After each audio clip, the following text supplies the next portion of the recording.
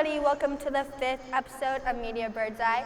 I'm your host, Emmy Fetzer, and today we'll be talking about the Academy Awards for 2024, and I'll also be discussing our picks for each category. Did you hear that? Let's see our very special guest, Matthew Olson, aka Mr. Olson. Sorry, hey. Mr. Olson. That's okay. It's okay. We're good. I was trying to get them connected. Yeah. Hey, thanks for having me, Emmy. This is You're gonna be welcome. fun. Yes, it will be. Yes, I'm very excited for whatever we disagree on. Yes, if there are disagreements. I know. I feel like I kind of heard a little of his picks. A little bit. So, I mean, we kind of agree a little bit. But it's okay. No. It's okay. Yeah. All right. Let's start. Okay? All right. We have Best Actor to Cillian Murphy. Okay. Why did? Well, Yes, so it became a toss-up between Paul Giamatti for The Holdovers and Cillian Murphy. Cillian Murphy just won the SAG Award, which is the Screen Actors Guild, and that's usually the best barometer for this award. And I think that he has the inside track right now. Momentum has been swinging his way slowly. He had won the Golden Globe, I believe.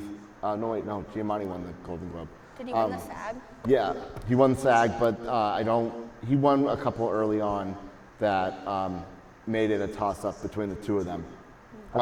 His performance is fantastic. He carries that film, and I just feel like right now, here we are, 2 days before, it's his to lose. Yeah. Yeah. I mean, I 100% agree. I mean, his performance. I mean, would you be able to act as Oppenheimer yourself? Me? Yeah. No, I don't have that kind of skill. I know it's like that. I mean, Yeah. he gets it. Yeah. He deserves it. He does deserve it. Yes. 100%. Oh, Yeah. All right. Okay. Moving on. Best actress. Okay. Best actress. Lily Gladstone, Killers of the Flower Moon. I have not seen this film. Same. It's on my to-do list, but I haven't had 3 free hours in my life at the moment. Can you believe that? She has won also the SAG Award, and this feels like the one of those picks that leans into the more political choices that the Academy votership likes to lean into. Yeah. That being said, it would be the right time and the right pick for this performance. From everything I've seen so far, she is amazing in this film. I mean, everybody. Well, see, I was kind of first leaning more towards Emma Stone. Yes, I was too, especially early on. She won the Golden Globe. She won a few other early awards, and for Poor Things. Just to be clear, make sure we say the name there. Gotta give her credit where credit is due. She's great, but we just lost our prompter, and I'll just run. Why don't we just start at the top of this, Okay. and then we'll just cut it, right? Okay. Yeah. Right.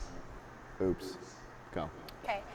We have Best Actress for Lily Gladstone. Yes, for Yeah. Killers of the Flower Moon. Yes.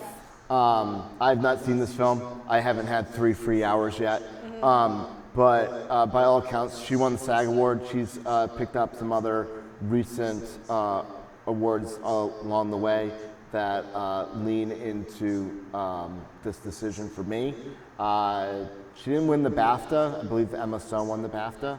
But Lily Gladstone won the SAG, and it's very rare that the SAG Award the Oscar goes against the SAG Award choice. The same with lead actor.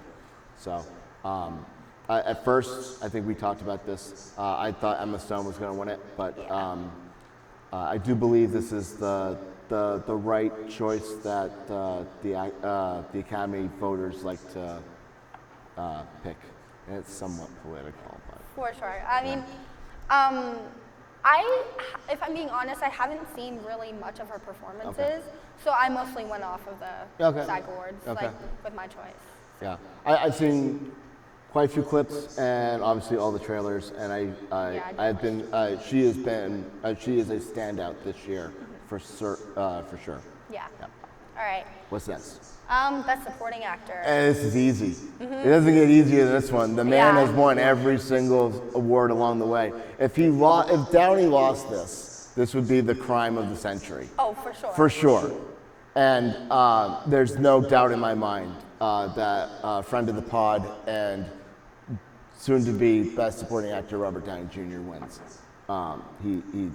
Amazing performance in Oppenheimer as Louis Strauss. Yeah.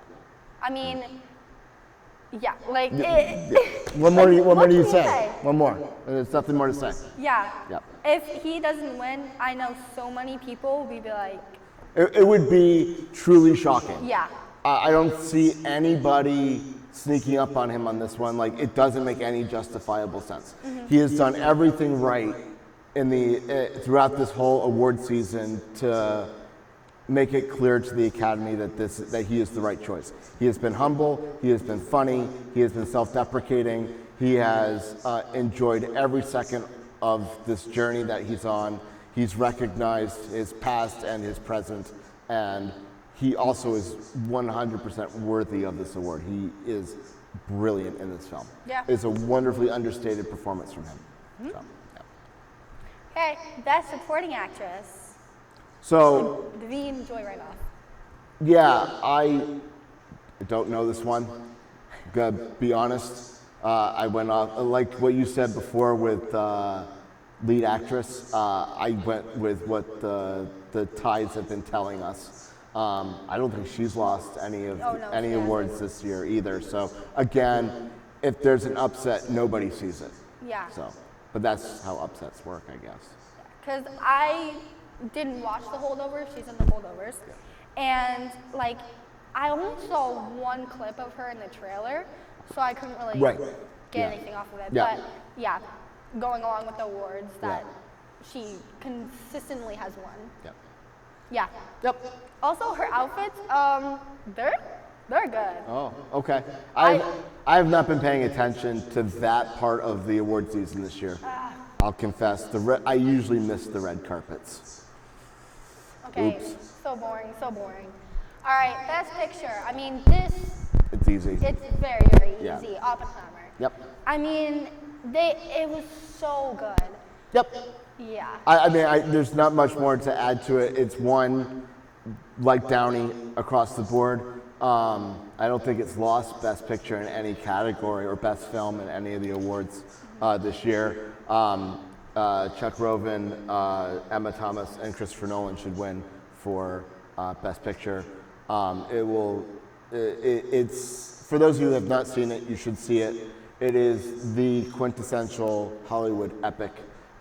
It's truly magnificent, and I still can't stop thinking about this film. Yeah. And I watched it I don't know, 6 months ago. So a lot to say here, but I'm just going to keep it short and sweet because it's not going to lose. If again, I don't see many upsets this year. I don't see many surprises. This film losing Best Picture would be like Shakespeare in Love beating Saving Private Ryan in 1998. No one would see it coming, but there's nothing out there to suggest that there's a dark horse candidate here. So.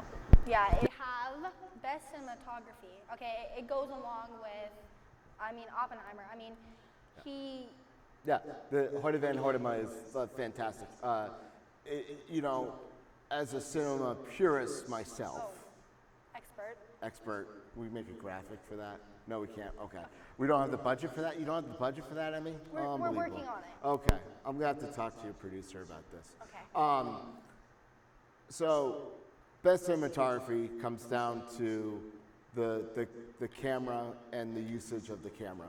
And if you shoot your entire feature film on IMAX cameras using IMAX film, you should have the upper hand in this category. Oh, yeah.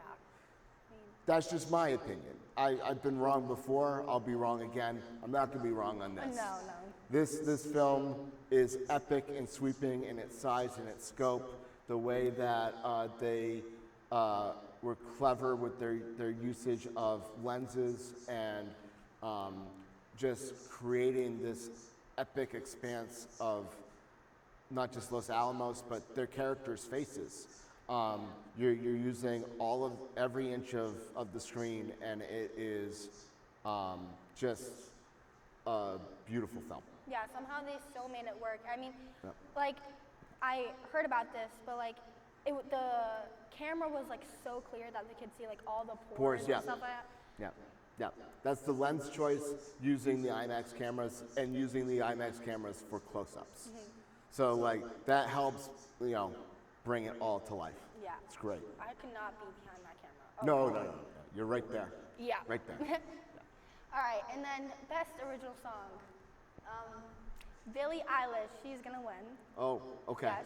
So I did pick Billie Eilish to win only because, I'm gonna be honest here, it seems to be going that way. This might shock you. I don't listen to pop music. What? So I know, I'm disappointing all of you. But I thought Taylor Swift was your favorite artist. Who? I don't know who that is. Is that Travis Kelce's girlfriend? Asking for clarification. I'm looking at the audience over here. Yes, okay. So that's Travis Kelce's girlfriend. What was it? Taylor Swift. Swift. Yeah, Swift, there you go. okay. Anywho, yeah, Barbie's not going to win much this year. It's going to win this. She's won it, I think, wherever it's been nominated. She won the Golden Globe. Any other barometers of winning this category, they've won. So I'm going to stick with it. Yeah. Ride the hot hand here, if you will. See, personally, I listened to Billie a little bit. Love it. So when I went into watching Barbie, I was wondering what scenes they'd put along with the song. Yep. And I thought it was so good. Like, it added a lot to the song. Because I saw a lot of moms cry that Oh. day. Yeah. Oh. If Well, that's you're a an mom- that's an effective original song right there. Yeah. I mean, There you go. who else could make? Yeah. Okay.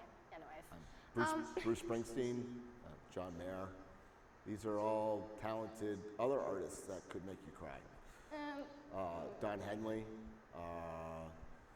God, I could go. Well, there are other people. I mean, there's that song with the commercial with the dogs that always makes everybody cry. Oh yeah, I know that one I for don't, sure. don't like that one. Yeah. Sad. Me either. Anyway, what's next? Best adapted screenplay. Okay, so I went with American Fiction. It's been winning, obviously, this category.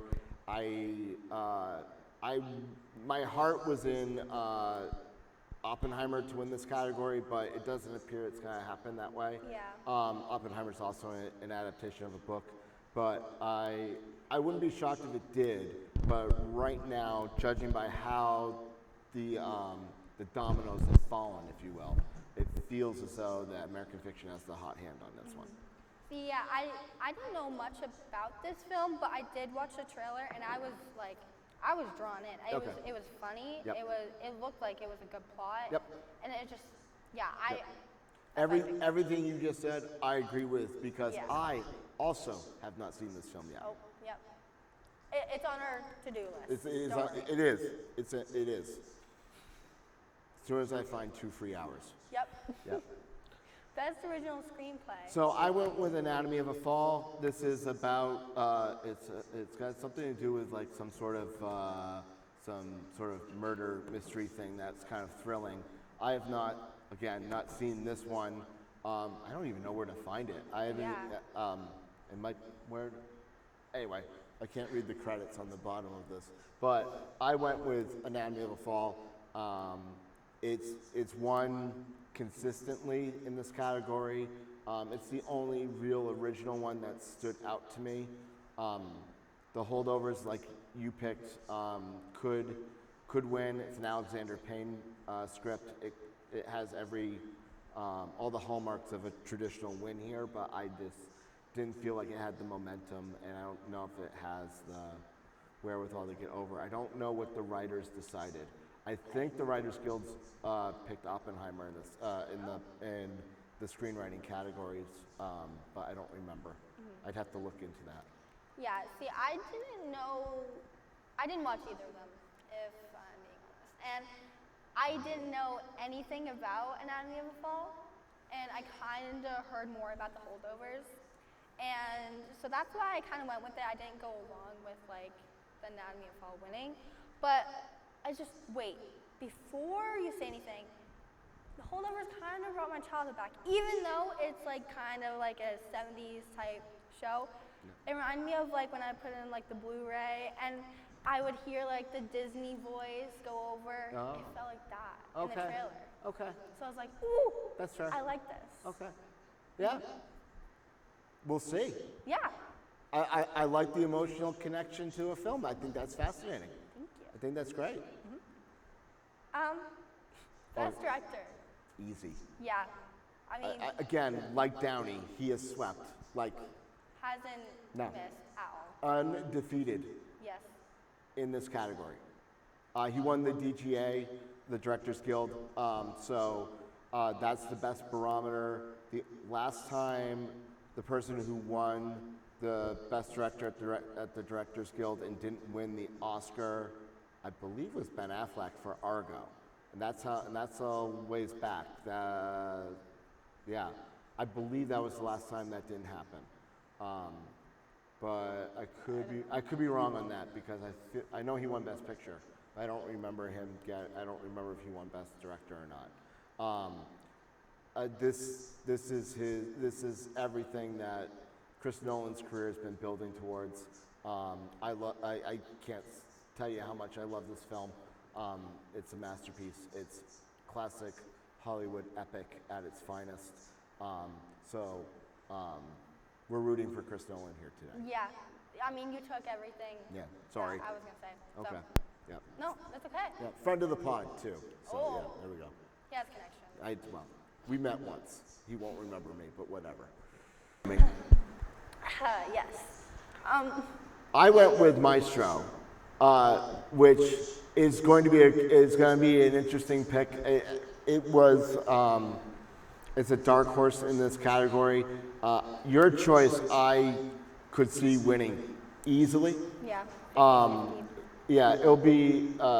It makes total sense to pick Poor Things. I'm not saying that. To me, it was a toss-up. Bradley Cooper and his film Maestro are definitely the antagonist of the award season this year for whatever reason. That's a whole other story for another day. But I feel like to me, it felt like Maestro was the one that had the inside track. But I could be wrong here.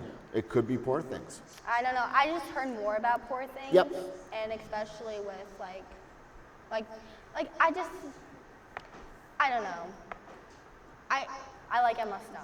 Oh, well, we all love Emma Stone. Yes. So like I was kind of. Hey, it's not a bad reason to go with that. Yeah. I support it. I mean, yeah. Yeah, Okay. yeah. Moving on. Best costume design. So, I thought originally Poor Things, and then I was like, you know something? Barbie took something from people's childhood and brought it to life. Exactly. And so, what more do you need?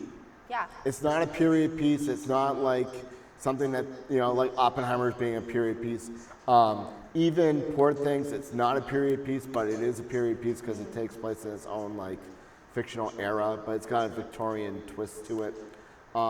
This just felt like this is where this was going. Yeah. Barbie was a no-brainer for me. I mean, going along with childhood. Yeah. It is my childhood. Yeah, Okay.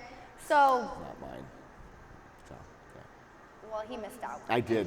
He had I did miss out. Okay. We can tell. Okay. Best production design. I went with Poor Things. Again, building off of the that whole Victorian era fictional world type of thing that we were just talking about. To me, this screamed Poor Things for production design.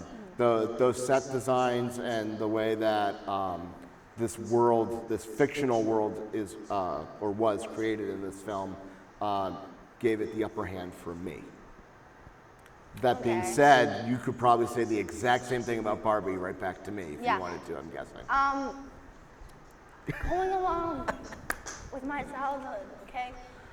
They literally brought it to life. Yeah. Like, if they were to like go to Target right now and just grab a Barbie set right there. By the way, we are not sponsored by Target, so please, thank you. Okay, but yeah, I think that they did so well with like the production. Yeah. Oh my God, Yeah. it was so good. No, it's justifiable pick. Yeah. Yeah. Easy. Okay, best film editing. I Yeah. It's part of it's the structure of the film. It's non-linear, but it's linear. The dueling timelines dealing with Downey's character and then all the stuff leading up to the Trinity test. The way that this film is edited complements the screenplay, the words on the page of the screenplay, and then the performances of the actors being brought together into the edit room in this seamless, beautiful fashion. There was one other thing. Oh, well, I mean, come on. It all builds up to the epic climatic moment of the Trinity test. And one thing to consider, too, when looking at this film is that there are two, like, building moments. There's almost like 3 climaxes to this film. I mean, there's the initial Trinity test and the bomb going off, which in and of itself is a practical design and visual effects and editing and cinematography, like achievement in and of itself. And then you have these 2 other separate bombs going off in the sense of what happens with Downey's character and what happens with Oppenheimer losing his security clearance and everything. And it's just these 3 big moments that are structural tentpoles to the story. The editing helps bring those moments up. It's masterful storytelling, and the edit like takes it over the top. So that's my opinion. Can you top that? I You don't can't. think so. No. I thought about it a little bit, probably a little too much. But Yeah. anyway. See, my thing was just that it felt like the movie that went by like that, like with the edit. And you know what? That matters for a 3-hour film. Yeah. It's gotta be. You can feel every second of a 3-hour film if it's not edited right. Yeah. So, yeah, I'm total agreement with you on that. Okay. Yeah. Yeah, he kind of took it. It's Yeah. okay. It's okay. Oops. All right, best sound, Oppenheimer again, but I mean, What can we say? They recreated the atom bomb. yeah. I mean, what? I mean, come on. I mean, this is kind of a no-brainer. Nope. You built a soundscape, and it, boom. That's all I can say. Yeah, Barbie definitely compares to this. I mean, Right. Barbie could win. Okay. Yeah. Okay. But no, Yeah. I thought Poor Thing. The only other one that I felt had a shot would be Maestro, because of the Lenny Bernstein, those orchestral moments of just, and there's this moment at the end of the film in the cathedral performance that he has that it's just this epic operatic like sweeping thing, and it's just layering of sound practically in the film. But to me, it didn't top the Trinity test. yeah, I haven't heard so much about the like Maestro. No. And that. Like it's just. No, yeah, it kind of came and went, and it's Netflix's only nomination this year, I believe. Oh. Yeah, the only film that they have nominated. So, yeah, Yeah. it's a film that's been long in development, and Bradley Cooper finally got it to make it happen. But anyway, that's another time. Yeah. Another story for another time. All right. Then we have best score. Oh, is it Ludwig Yep. Göransson for Oppenheimer? This score stays with me. It stayed with me more than any of the other ones. It's beautiful. It's layered. It's got it's almost like a Hans Zimmer score, where it's got the combination of the electrical, computer-generated sounds, like what he did for Dune and other films, or even Inception, this has the violin component too. That's just, it's beautiful. It It's added really, so much intensity onto Yep. it, and it was like, again, coming back to the editing, like everything complements itself, and like every element is important to complementing the story, and this one stood out for me anyway as Oh one. yeah, no, same. Yeah. Yeah, it was Yeah. amazing. Yeah. Okay, best animated feature film. We did. So I heard this was good Yeah. from many a student. I have not seen it. Same. Okay. So I picked the most popular title. Could I be wrong on this? I could be. But I don't think so. No, This yeah. feels like the one that could be, like, it's a popular name and it gets young kids to watch the Academy Awards for like an hour and a half until it gets called, you know. So yeah, there's that. Yeah, like I wanted to watch it because I mean everybody was talking about it. Yep. But yeah, I just never watched it. But I mean, everybody in my classes, they talked about it. People on social media talked about it. Yep. So yeah. Yep. And then we have best visual effects. So this was a no-brainer for me. I saw this film. It's on the Hulu. If anyone has the Hulu, watch it. Talk about a seamless blending of effects and real-world locations. This film does it beautifully. Could Oppenheimer somehow squeeze that out because of the Trinity test? Maybe. But this entire film from beginning to end is a masterclass in the magic of visual effects. Yeah. And while the story is a little suspect and bumpy at times, the visual experience of this film is like none other that I saw last year. Yeah, if again, if I'm being honest, didn't watch it. Oh yeah. So I did watch the trailer and I was like, oh my god, this is so beautifully well done. Yeah. Yeah. So like that's why I picked it. Yeah, yeah. And I'll confess on my previous statement, you know, of all the films I watched last year, there were more films I watched from like the 40s and 50s and a few from the 70s. I watched more of those last year than films from this last run, so take it for what it's worth. I blame it being on like other platforms, okay? Like I just Yeah. don't have time. Yeah. Time. Yeah. That's what it comes down to, kids. Time. All right, that is all that That's we have it? today. We're Yeah. done? Uh-huh. All right. So I guess we should give people information about the show because it's airing Sunday night on ABC, hosted by Jimmy Kimmel. You know, what's it, 7 o'clock Eastern, 4 o'clock Pacific. Yeah. It should be a good year. It should be an exciting show. Looking forward to seeing who doesn't get slapped this year. And, Oh, is it too soon on that joke? maybe just. Is this a little too soon? Too soon? Okay. Well, without any further ado, thanks for having me, Emmy. Yes, I Yes. enjoyed having you on my show. This was fun. We should do it again sometime. Okay. Okay. Thanks again. Good night, Canada. Good night. Bye-bye. Bye-bye. Okay, guys. All right. I will see you all next time. I'm your host, Emmy Fetzer, and I'm signing off.